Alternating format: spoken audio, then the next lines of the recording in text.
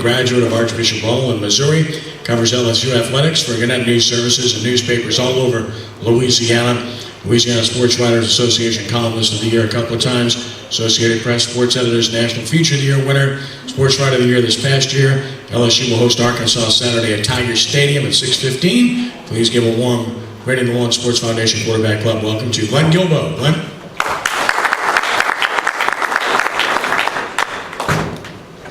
When Kenny called me on Friday, I said, yeah, that'll be fun. We can talk about LSU's big win over Alabama. But, boy, looking back, should have known.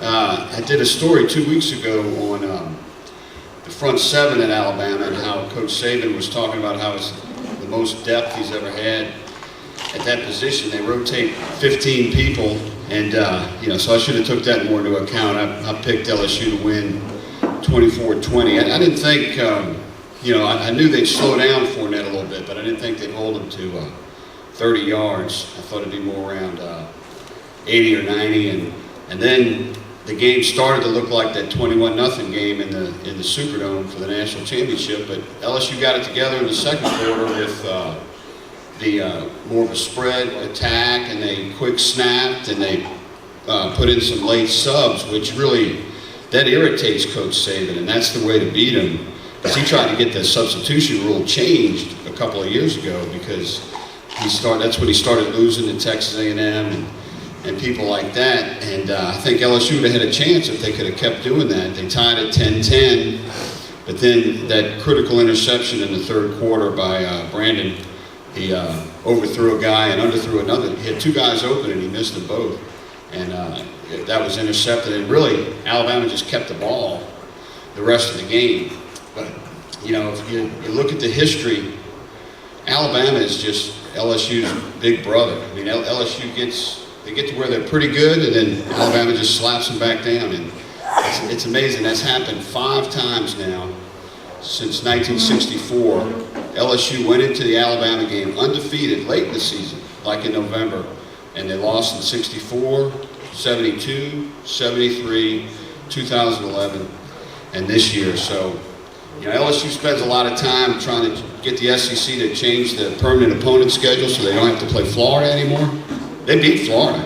LSU needs to not schedule Alabama anymore, and then they'll they would have like 3 more national championships if they didn't play Alabama. They won in 2011 because they had to play them twice. The one time they did beat them, they'd have probably won it in 2012, and I think they'd have won it this year. So if they could get Alabama off the schedule or get Coach Saban to retire, they could do it, because Les is 2 years younger than Nick, and I think it'd be nice if Les could have a couple of years in the league without the division, without Coach Saban over there. And he's not the only one losing to Nick Saban.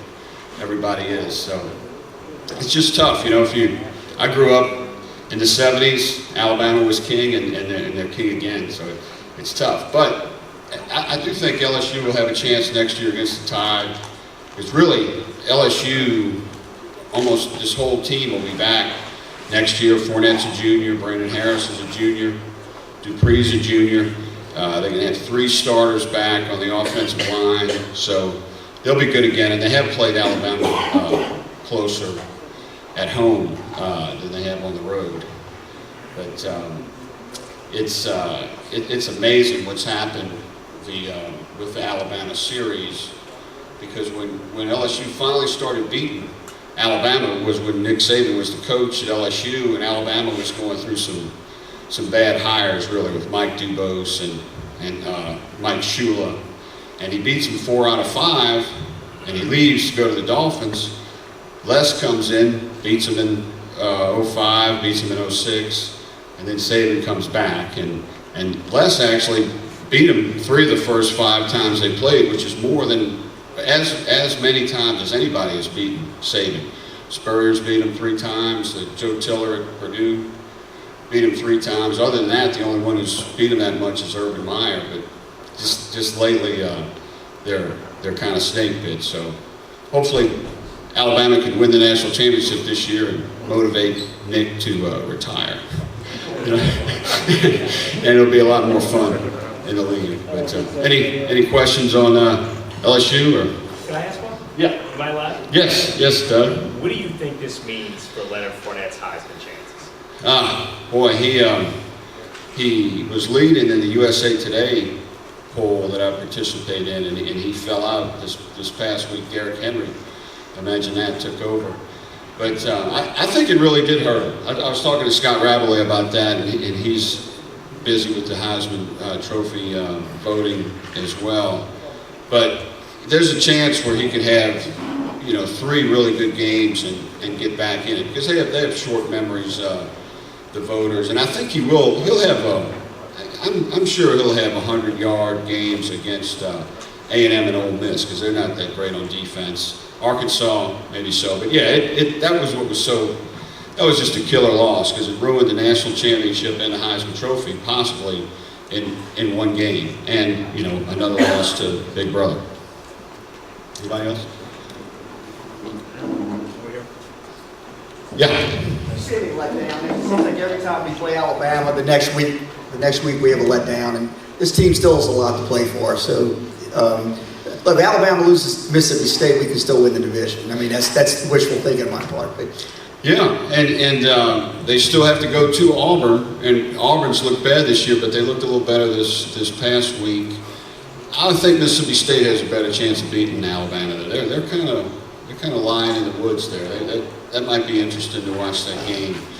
But yeah, talking about the past, when LSU lost a big game to Alabama in '73, and they lost to Tulane 14-0 in Tulane Stadium a couple of weeks later, and they always have a couple of losses after that big loss to Alabama. And last year, they were dead against Arkansas the week after they lost 17-0. Fournette only carried the ball 5 times. It was really cold, that game. This is a much better team. I think they're going to win the rest of their games.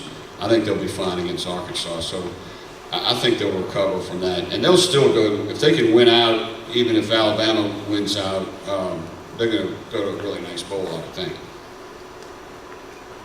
Ed, got something? You're speechless. That's a good word. I'm just soaking it all in. I'm one of the few guys, I like Coach Saban and Coach Miles. So. Anybody else? I got a question. Yes, sir. Since we have the basketball coach here, talk about the Yeah. LSU basketball team that went out for break. Oh, they're gonna be great in basketball. They really are. Ben Simmons, they're only gonna have him for 1 year, but I haven't been out there yet because I've been busy with football. But just talking to the other writers, he's the real deal. He's really good, and they got a lot of good complementary players around him.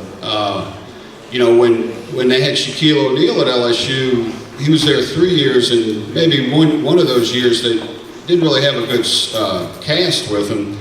But this team is pretty loaded in addition to Ben Simmons, so I think they're going to be right up there, at the top of the SEC along with Kentucky. And I'd be surprised if they don't at least get to the Sweet 16. So this is the year to go, because he's only going to be here 1 year. Thank you.